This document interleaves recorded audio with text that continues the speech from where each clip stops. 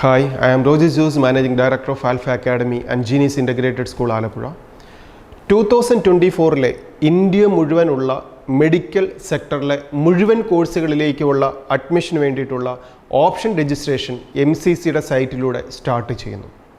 നമുക്കറിയാം, NEET examination എഴുതി rank list publish ചെയ്തു. അതിനുശേഷമുള്ള കുറേയധികം അനിശ്ചിതത്വങ്ങളിലൂടെ കടന്നുപോയതിനു ശേഷം റാങ്ക് ലിസ്റ്റും പബ്ലിഷ് ചെയ്തതിനു ശേഷമുള്ള ഓപ്ഷൻ രജിസ്ട്രേഷനാണ് സ്റ്റാർട്ട് ചെയ്യുന്നത്.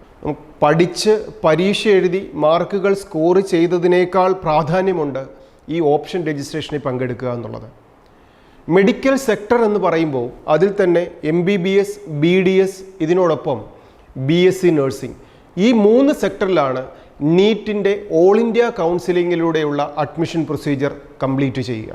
MBBSൻ്റെയും BDSൻ്റെയും ഇന്ത്യ മുഴുവൻ സ്റ്റേറ്റുകളിലെയും 15% സീറ്റുകൾ ഫില്ല് ചെയ്യുന്നത് ഈ ഓൾ ഇന്ത്യ കൗൺസിലിങ്ങിലൂടെയാണ്. ഇത് കൂടാതെ മുഴുവൻ സീറ്റുകളും ഫില്ല് ചെയ്യുന്ന എയിംസിൻ്റെ ക്യാമ്പസുകൾ, ഇന്ത്യയിലെ 20 എയിംസുകളിലായി 2200ഓളം MBBSൻ്റെ സീറ്റുകളിലേക്കും, ഇതിനോടൊപ്പം ജിപ്മറിൻ്റെ മുഴുവൻ സീറ്റുകളും 2 ജിപ്മർ ക്യാമ്പസുകൾ, പോണ്ടിച്ചേരിയിലും കാരക്കലിലുമുള്ള 2 ക്യാമ്പസുകളിലായി 150 സീറ്റുകളിലേക്കും, ഇതിനോടൊപ്പം AFMCയുടെ ക്യാമ്പസ്, ആംഡ് ഫോഴ്സ് മെഡിക്കൽ കോളേജിൻ്റെ ക്യാമ്പസിലെ ടോട്ടൽ 145 സീറ്റുകളിലേക്കും, ഇതിനോടൊപ്പം ESI മെഡിക്കൽ കോളേജുകളുടെ, ESI മുഴുവനുള്ള 11 മെഡിക്കൽ കോളേജുകളുടെ അറൗണ്ട് ഒരു 460ഓളം സീറ്റുകളും, ESI മെഡിക്കൽ കോളേജിൻ്റെ 15% സീറ്റ് എന്ന് പറയുന്നത് ഓൾ ഇന്ത്യ കൗൺസിലിങ്ങിലൂടെ എല്ലാവർക്കും അപ്ലൈ ചെയ്യാൻ പറ്റുന്ന സീറ്റുകളാണ്. ബാക്കി വരുന്ന ESI IP വാർഡ് സ്റ്റുഡൻസിന് വേണ്ടിയിട്ട് റിസർവ് ചെയ്തിരിക്കുന്ന IP കോട്ടയുടെ സീറ്റുകളും ഒക്കെ ഈ ഓൺലൈൻ രജിസ്ട്രേഷൻ പ്രോസസ്സിങ്ങിലൂടെ തന്നെയാണ് കംപ്ലീറ്റ് ചെയ്യുക.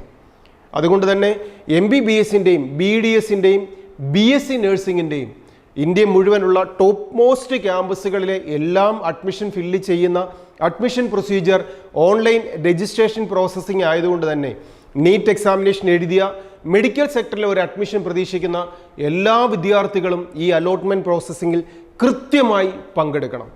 ഇനി എങ്ങനെയാണ് നാം ഏറ്റവും കൃത്യമായി ഇതിൽ പങ്കെടുക്കേണ്ടത്? അതിൻ്റെ ഡേറ്റുകൾ ആദ്യം നോക്കാം.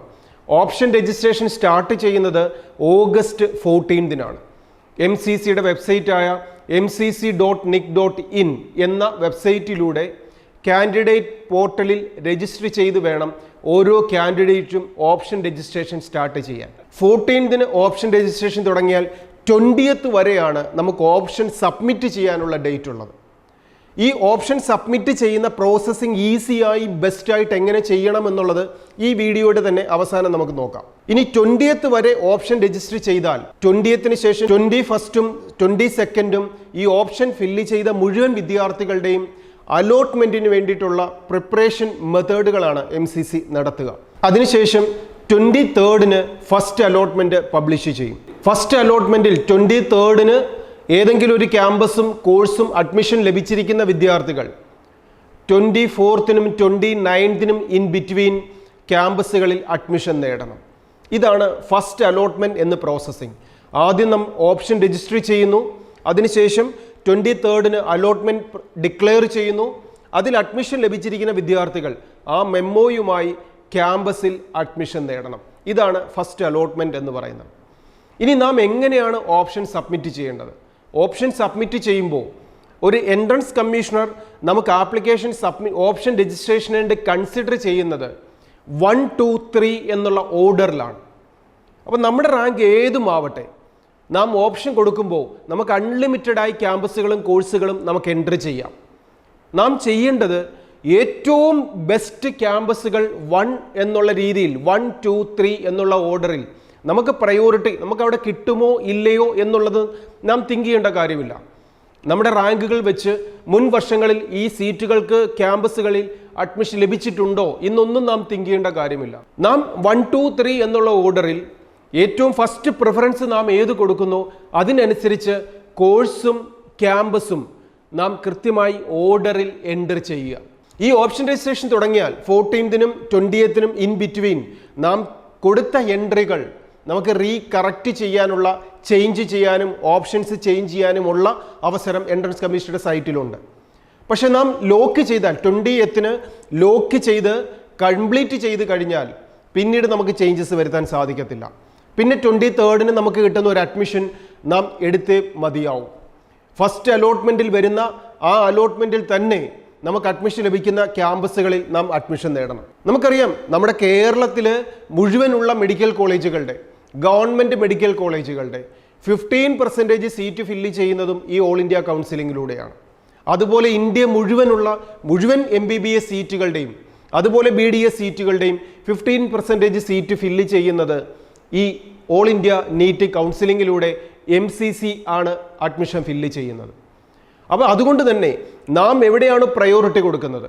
എനിക്ക് പ്രയോറിറ്റി AFMC, എയിംസ്, ജിപ്മർ അതുപോലുള്ള ടോപ്പ് മോസ്റ്റ് ക്യാമ്പസുകളിലാണെങ്കിൽ ഫസ്റ്റ് പ്രയോറിറ്റി നാം അതിന് കൊടുക്കുക. അതിനുശേഷം നമ്മുടെ തന്നെ ഹോം സ്റ്റേറ്റ് ആയ കേരളത്തിലാണ് എനിക്ക് അതിനുശേഷം എന്നെ കൺസിഡർ ചെയ്യുന്നതെങ്കിൽ ആ ഓരോ കോളേജുകളിലും ഏതാണ് ഫസ്റ്റ്, സെക്കൻഡ്, തേർഡ് എന്നുള്ള രീതിയിൽ അതിനുശേഷം കണ്ടിന്യൂ ചെയ്ത് നാം എൻട്രി ചെയ്യുക. കോഴ്സ് ഏത്, ക്യാമ്പസ് ഏത് എന്നുള്ളത്.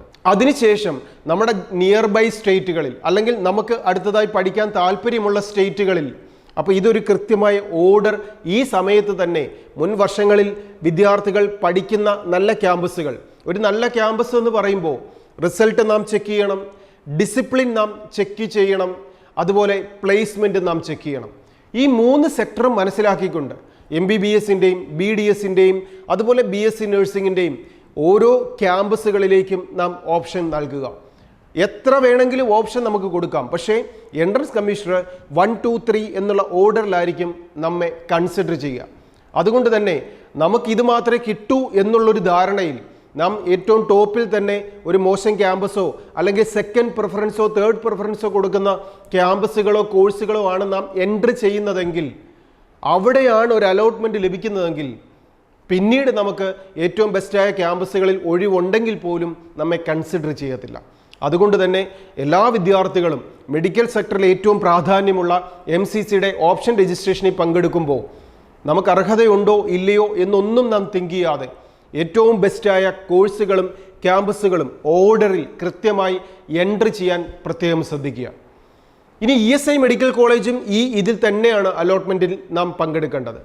ESI മെഡിക്കൽ കോളേജുകളുടെ ESI IP വാർഡ് കോട്ടയുടെ മുഴുവൻ സീറ്റുകളും ഫില്ല് ചെയ്യുന്നത് ഓൾ ഇന്ത്യ കൗൺസിലിങ്ങിലൂടെയാണ്. അപ്പോൾ അതുകൊണ്ട് തന്നെ നാം ESI IP വാർഡ് രജിസ്ട്രേഷൻ നമുക്ക് ലഭിച്ചിട്ടുണ്ടെങ്കിൽ, നമുക്കറിയാം നേരത്തെ തന്നെ IP വാർഡ് സർട്ടിഫിക്കറ്റ് കളക്ട് ചെയ്യാനും അത് MCCയുടെ സൈറ്റിൽ അപ്ലോഡ് ചെയ്യാനും ഒക്കെ നമുക്ക് സമയം നൽകിയിരുന്നു. അങ്ങനെ എൻട്രി ചെയ്ത വിദ്യാർത്ഥികൾക്ക് MCCയുടെ റിസർവേഷൻ നാം MCCയുടെ സൈറ്റ് ഓപ്പൺ ചെയ്യുമ്പോൾ തന്നെ നമുക്ക് ലഭിച്ചിട്ടുണ്ടാവും. ഓരോ വിദ്യാർത്ഥികൾക്കും ഓൾ ഇന്ത്യ ലെവലിലുള്ള എല്ലാ റിസർവേഷൻസും, അത് ജനറൽ കാറ്റഗറി ആകട്ടെ, EWS റിസർവേഷൻ ആവട്ടെ, SC ST റിസർവേഷൻ ആവട്ടെ, OBC റിസർവേഷൻസ് ആവട്ടെ, ESI IP വാർഡ് റിസർവേഷൻ ആവട്ടെ, പേഴ്സൺ വിത്ത് ഡിസബിലിറ്റി ഉള്ള റിസർവേഷൻസ് ആവട്ടെ, റിസർവേഷൻ ഏതുമാവട്ടെ, ഈ എല്ലാ റിസർവേഷൻസും കൺസിഡർ ചെയ്തുകൊണ്ടാണ് ഇന്ത്യ മുഴുവൻ സീറ്റുകളും, അത് എയിംസിൻ്റെയും AFMCയുടെയും ജിപ്മറിൻ്റെയും അതുപോലെ വരുന്ന ഓരോ സ്റ്റേറ്റിൻ്റെയും ഗവൺമെൻറ് സീറ്റുകളുടെ 15% സീറ്റുകൾ ഓൾ ഇന്ത്യ കൗൺസിലിങ്ങിലൂടെ ഫില്ല് ചെയ്യുന്നത്.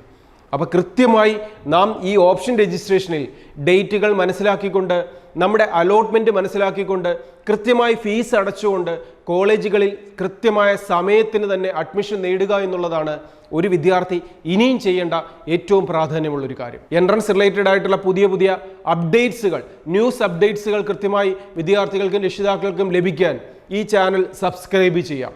ഇതിനോടൊപ്പം ഓപ്ഷൻ നൽകുന്ന സമയത്ത് നിങ്ങൾക്കുണ്ടാകുന്ന ഏതൊരു സംശയങ്ങൾക്കും ആൽഫ അക്കാഡമിയിലേക്ക് വിളിക്കുകയോ നേരിട്ട് വരികയോ ചെയ്യാം. ഇങ്ങനെ ഫസ്റ്റ് അലോട്ട്മെൻറ്റിൽ നമുക്കൊരു അഡ്മിഷൻ ലഭിച്ചാൽ നാം അഡ്മിഷൻ നേടണം. ഇനി അഡ്മിഷൻ ലഭിക്കാതിരുന്ന വിദ്യാർത്ഥികൾക്കും നമുക്കൊരു ചേഞ്ച് വേണമെന്ന് ആഗ്രഹിക്കുന്ന വിദ്യാർത്ഥികൾക്കും സെക്കൻഡ് അലോട്ട്മെൻറ്റിൽ പങ്കെടുക്കാം. ആ സെക്കൻഡ് അലോട്ട്മെൻറ്റ് സ്റ്റാർട്ട് ചെയ്യുന്നത് സെപ്റ്റംബർ 4-നാണ്. ആ 4 മുതൽ സെക്കൻഡ് അലോട്ട്മെൻറ്റ് സ്റ്റാർട്ട് ചെയ്ത് കഴിഞ്ഞാൽ അതിൻ്റെ ഓരോ ഡേറ്റുകളിലും നാം എന്തൊക്കെ ചെയ്യണമെന്നുള്ള വിശദമായ കാര്യങ്ങൾ നമ്മുടെ ഈ ചാനലിലൂടെ അപ്ഡേറ്റ് ചെയ്യും. ഇനി ഈ സെക്കൻഡ് അലോട്ട്മെൻറ്റ് കഴിഞ്ഞാൽ അതിനുശേഷം ഒരു തേർഡ് അലോട്ട്മെൻ്റ് ഉണ്ട്. അങ്ങനെ സെക്കൻഡ് അലോട്ട്മെൻറ്റിലും തേർഡ് അലോട്ട്മെൻറ്റിലും നമുക്ക് പങ്കെടുക്കാം. ഈ ഫസ്റ്റും സെക്കൻഡും തേർഡും അലോട്ട്മെൻറ്റുകൾ കംപ്ലീറ്റ് ചെയ്ത് കഴിഞ്ഞാൽ ബാലൻസ് ഏതെങ്കിലും ക്യാമ്പസുകളിൽ സീറ്റ് ഫ്രീ ആയിട്ടുണ്ടെങ്കിൽ അതെല്ലാം സ്ട്രേ വേക്കൻസിയിലൂടെ ആയിരിക്കും ഫില്ല് ചെയ്യുക. അപ്പോൾ തുടക്കം മുതൽ ഫസ്റ്റ് അലോട്ട്മെൻറ്റിലും സെക്കൻഡ് അലോട്ട്മെൻറ്റിലും തേർഡ് അലോട്ട്മെൻറ്റിലും സ്ട്രേ വേക്കൻസിയിലും നമുക്ക് പങ്കെടുക്കാം ഒരു സീറ്റ് ലഭിച്ചിട്ടില്ലെങ്കിൽ. ഇനി നമുക്ക് ഫസ്റ്റ് അലോട്ട്മെൻറ്റിൽ ഒരു അലോട്ട്മെൻറ്റ് ലഭിച്ചു, നാം കോളേജിൽ അഡ്മിഷൻ നേടി, എനിക്കിനി ചേഞ്ചസ് ഒന്നും ആവശ്യമില്ലെങ്കിൽ നമുക്ക് അവിടെ തന്നെ കണ്ടിന്യൂ ചെയ്യാം. ചേഞ്ചസ് ആവശ്യമുള്ളവരും കിട്ടാത്തവരും മാത്രമാണ് ഇനി സെക്കൻഡ് അലോട്ട്മെൻറ്റിൽ പങ്കെടുക്കേണ്ടത്.